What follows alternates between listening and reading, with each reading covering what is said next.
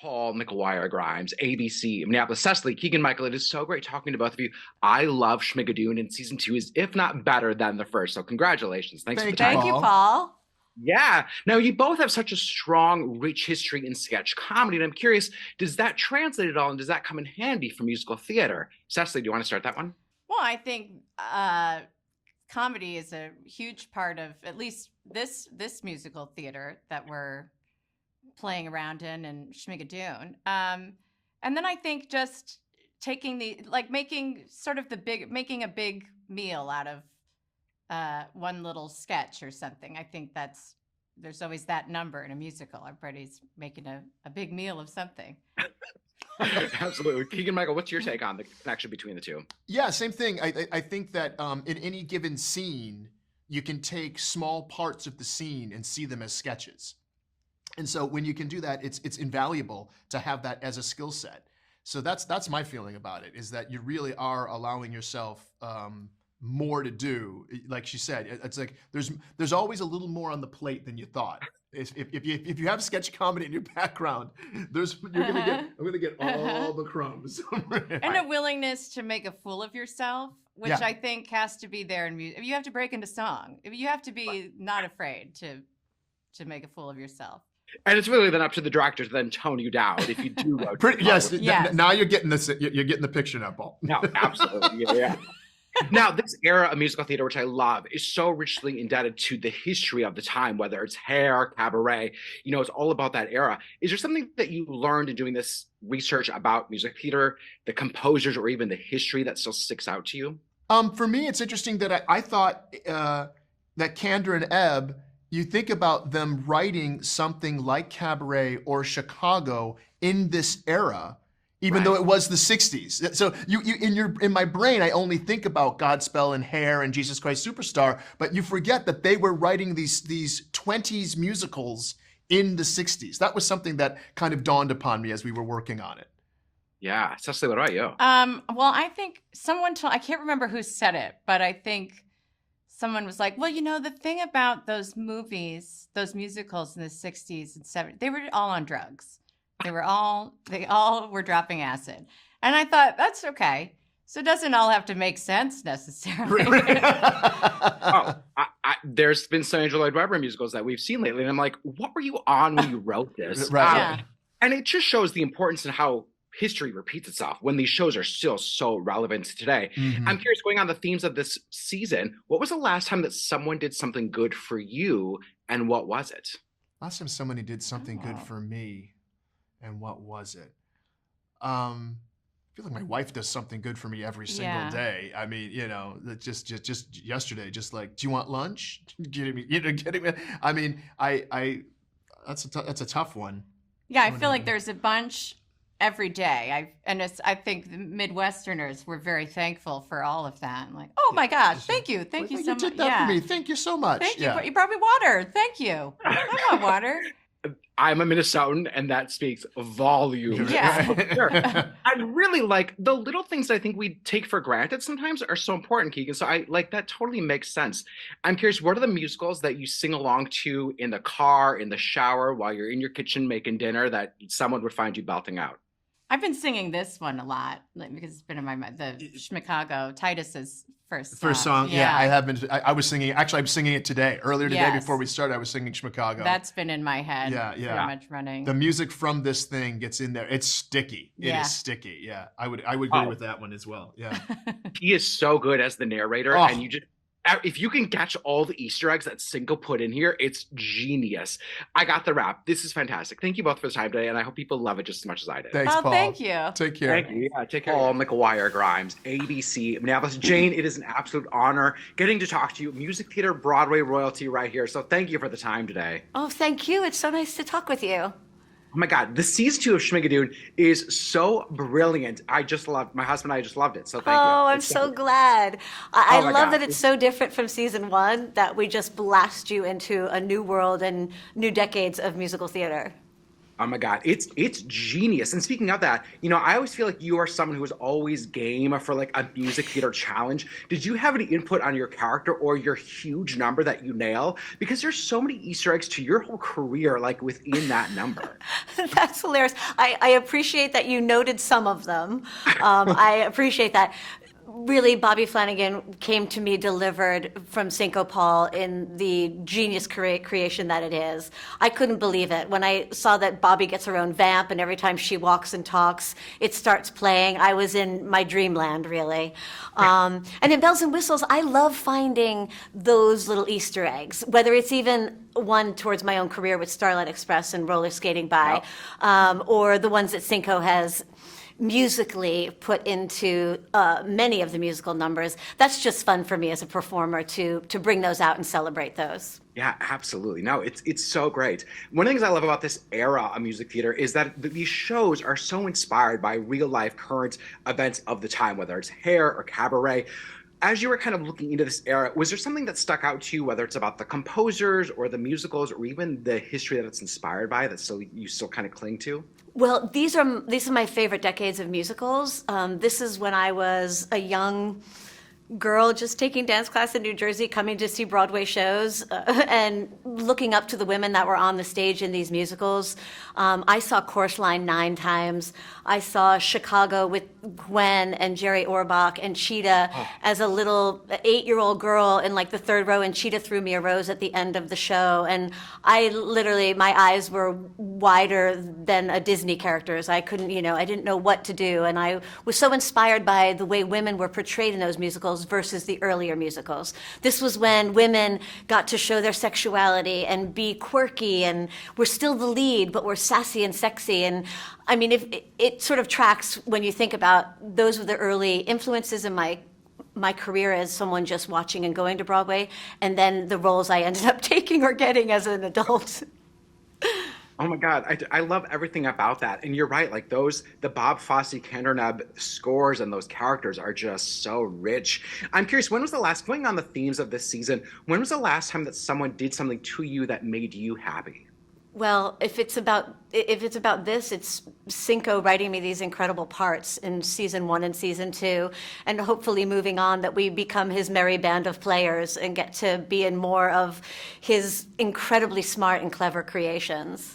I hope we get seasons 3 and 4. I mean, I feel like season 3 could easily be like the Cameron McIntosh, Angela Lloyd Webber, like just the huge musicals.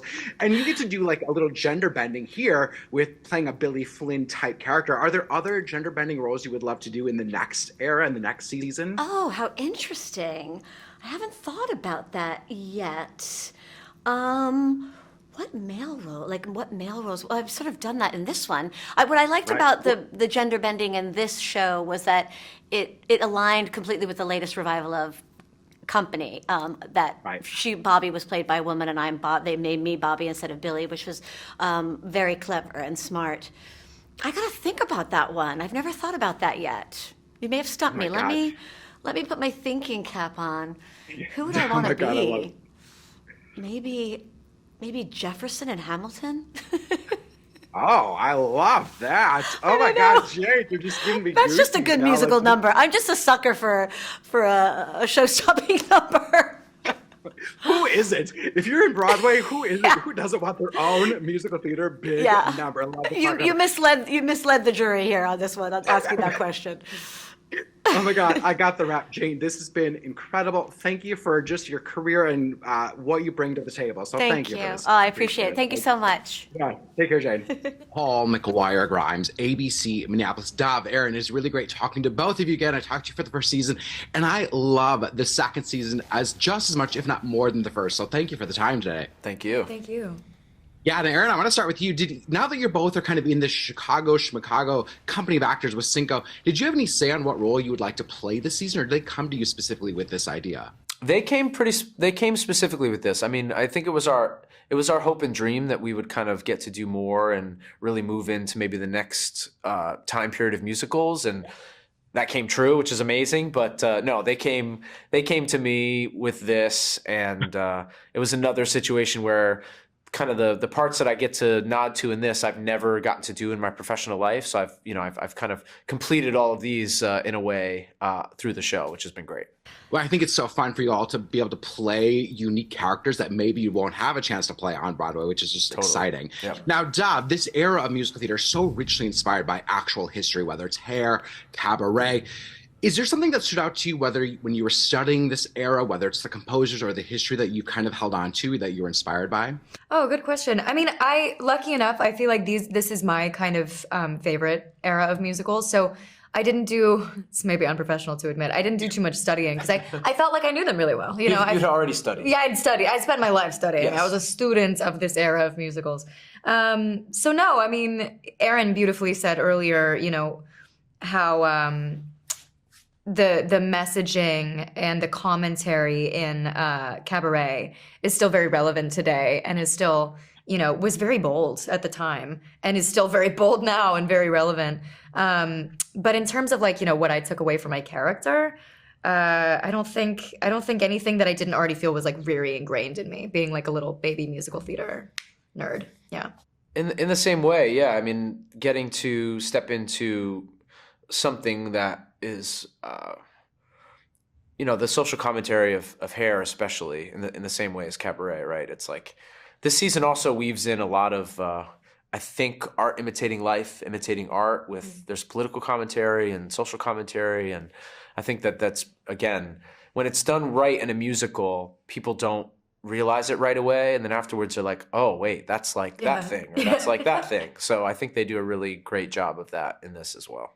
Yeah, and you're like, oh wait, that was written 60 years ago. Yeah, right. It's so disturbing how much Cabaret specifically is still relevant. Yeah. Absolutely, which is I think why we do it so often. Exactly. Now, when was the last time that someone did something good for you, and what was it? Kind of going off the theme of this season. Oh, Something good for me? Never. I'm neglected. I'm unloved. No, I don't know. I'm back in Moulin Rouge right now for a little stint, and my dresser Scotty is the most amazing dresser of all time, and he basically does everything good for me every day. He somehow knows, he does things before I even know that I need them to be done. I mean, it's little things, just like, you know, if I need a watermelon snack, or if I need pine, you know what I mean? It's just like so silly, but he's constantly doing good things for me all day. Yeah, I feel like we're both really lucky. We're surrounded by really good people. But I think the last thing that stood out to me was one of my best friends, Kiersey Clemens, came with me for my birthday and let me draw something, and then she got it tattooed on her, which is like a pretty big gesture. Aww. But that, you know, it's like those moments where you're like, wow, you really love me. You really love me. That's very And cool. dressers are massively important to any performer, especially on Broadway. Oh, yeah. Aaron, every time I open TikTok, I see some bootleg performance of you doing Roxanne, God. and it's fantastic. And it's always like Aaron Opsop in this performance from March 10th, and it's insane. It's great. So congrats on Thank that you. massive. Yeah. Now, one of the things I love about this season too is that we get to see Ariana DeBose and Jane doing these gender bending types of performances. Is there a gender bending role you would like to do in a future season? Wow, you have such good questions. Wow. God, I mean, I really think that Billy Flynn is such a good gender bend. Like, when I heard that Jane was getting that role, I had like a moment where I was like, I want to do that. That's so amazing. I mean, I'm trying to think of like, I guess it depends. Like, my dream gender bend, or well, sort of just gender, you know, adventuring into the genderless zone would be to play Frankenfurter. I think that would be really, really fun if they were, you know what I mean? Like, Yeah, I do. I would want to play somebody who's already like quite sort of at the intersection of undefinable. That's great. Right? Absolutely. Yeah. I'm ready to go green, man. I'm ready to fly. wanna be Elphaba? I want to be Elphaba. Yes. I'm ready to go. Oh my God, that's all season the 4. way. I'll be your Fiero. Okay, great. That's what we're doing. Let's do it. I'll be Fiero. You Let's can do be it. That's also on TikTok as well, Aaron, if you Very didn't already know wholesome. that. Yeah. I got the wrap. It's been a pleasure as always with both of you. So thank you for the time today. I appreciate Thank it. Thank you. you so much. Thank you. Paul, McGuire, Grimes, ABC, Minneapolis, and Jaime. It is so great talking to both of you today. I love the second season. It is so great. So thank you for the time today. Thank you, thank Paul. you. You're the best. Thank you. Oh yeah. Oh my God. It's so good. Now, Jaime, I want to start with you. Now that you both are kind of in this company of actors with Cinco and the show, did you have any input on the kind of characters or storylines that you'd want to be involved in with the second season? Zero. We are employers. We are Cinco Paul's employers, employees. No, you know what? It's just like Anna was saying in another interview. It's just a privilege to be called to be a part of this show. Just to be in just to have a season 2 is just a privilege itself, and then having such a different, dynamic, bigger season to tackle. It was just incredible, and just the fact that they will call us back to the show, we're grateful for that. And on top of that, to be in such a well-written show, the storytelling is perfect. If you like theater, you get all the Easter eggs and all the little references. But even if you don't like musical theater, you enjoy the show. So the show is meant for a broader audience, not just for the theater nerds.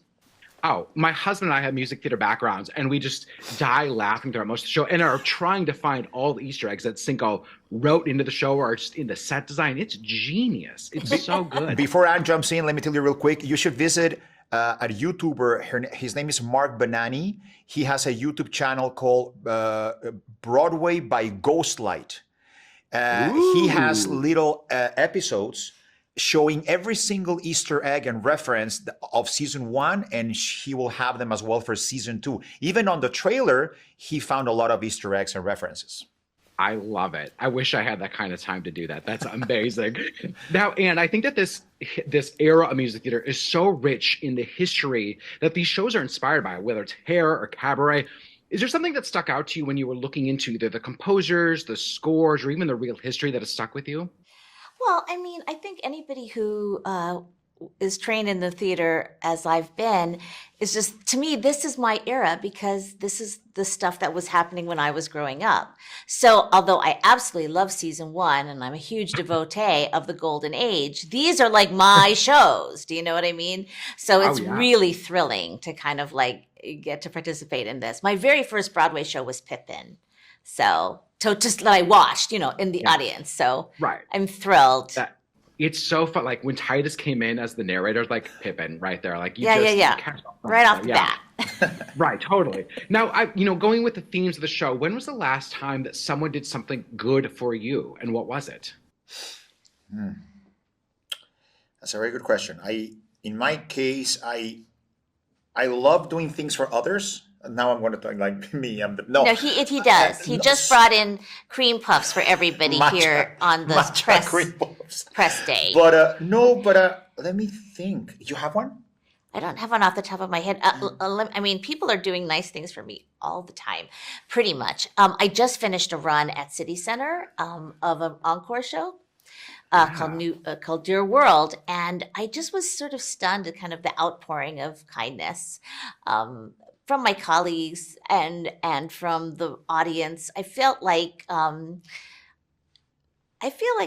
I get a lot of affection from people kind of on the daily, and I don't know what I know why. I know why, because you're a sweetheart. Well, whatever. I mean, no, you are. And I'm gonna tell you something about Anne. She is not good at taking compliments, but you are a sweetheart, and we all love you. Thank you. I interviewed you for the first season, and you were so sweet in my interview with you, and it was such a delight talking to you. It was great. Now, one of the things I also love about this season is that there's some gender-bending roles with Ariana DeBose and Jane's characters. Is there a gender-bending role you would love to do in future seasons? Yes. If there would be a Schmigadoon season 3, I feel like it would be a no-brainer for me to play the engineer from Miss Saigon. Right. Hey, have you watched the show, the complete second season? Not yet. We have one left. We're trying to save it. Well, okay, then I'm not going to spoil no, it for don't you. spoil it. Don't you spoil it now. No. I got the rap. I just want to say, Anne, my husband and I saw Into the Woods, and you were so good. I can't even tell you what the show means to me. It was so remarkable. So thank you so much. In tears most of the show. Thank you. That means so much to me. It was great. Yeah, take care, you guys. Thank you. Thank you, guys. Thank you, man. Paul McGuire Grimes, ABC, Minneapolis. Cinco, it is so great talking to you again for this second season. I loved it, if not more than the first. It's so good. So thank you for your time today. Thank you so much, Paul. Yeah, it's what you put into it is genius. And I have to ask, tell me about just writing the second season. Was it a matter of doing the story and the characters first and then fitting in a Mrs. Lovett type of song? Or do you like say, hey, I know I want a cabaret number and I know I want to include a Sweeney Todd type character and then figure out a story that fits all of that? Yeah, it's kind of a chicken and egg thing. It all kind of happens at the same time. You know, I sort of pinpointed, okay, I'm 1965 through 1979, and then I really looked at all the musicals, and then ideas started to pop into my head, you know, and you think about the cast and who you've got, and so it's sort of like, okay, so Dove will be Sally Bowles, and Aaron will be Jesus / Pippin, and then, you know, Alan can be Sweeney, and so it is sort of, you do start from there, from like knowing what you have to work with, right, in terms of the cast. And then it's also really fun to sort of see how the characters and the tropes line up. And you find some commonalities like, oh, Kristen can play Lovett and Miss Hannigan from Annie. You know, they're very similar. And so when you're able to match them up, and also with Aaron, you know, oh, he can play a character who's Jesus and Pippin and a little bit of Claude, you know, from Hair. Yeah, I was thinking Hair with that number. Yeah. The finding things where they overlap in ways that I hadn't really noticed, you know, even though I love these musicals and I'm so familiar with them, it's really fun to look at them in a different way. Absolutely. I mean, the mashup with Sweeney Todd and Annie, like my husband and I were like howling at how dark it gets. It was a treat. I'm curious, when you and the writers were putting it all together, did you know that Cecily and Keegan-Michael were always going to play Melissa and Josh, and then everyone else in the company would be new characters, or was anything kind of on the table? No, that was always it. That like, oh, we're going to continue the story of Josh and Melissa. Like, what's the next, you know, their relationship. We didn't want to have to deal with their relationship anymore. Let's just like, they're in love. They're supportive of each other now. They're together. But then the idea was always, yeah, for me, it was like, oh, this is a company of players. Let's bring them all back and put them in new roles. And roles that often are like a marked contrast to what they played in the first season. Right. No, it's so good. One of the things I love about the season 2 is that because it's this era of musical theater, the shows were written in context of what was going on in the world and the history. And I'm curious, was there something when you were researching the musicals, these composers, or even the lyrics that have still stood out to you about that history? Yeah, I mean, it was definitely, they were pushing envelopes, right? It was the 60s. That's what it was all about. And so sort of the things that were going on in society were reflected in these shows. And you have darker shows. There's very little romance in any of these musicals. It's all about sort of individual journeys.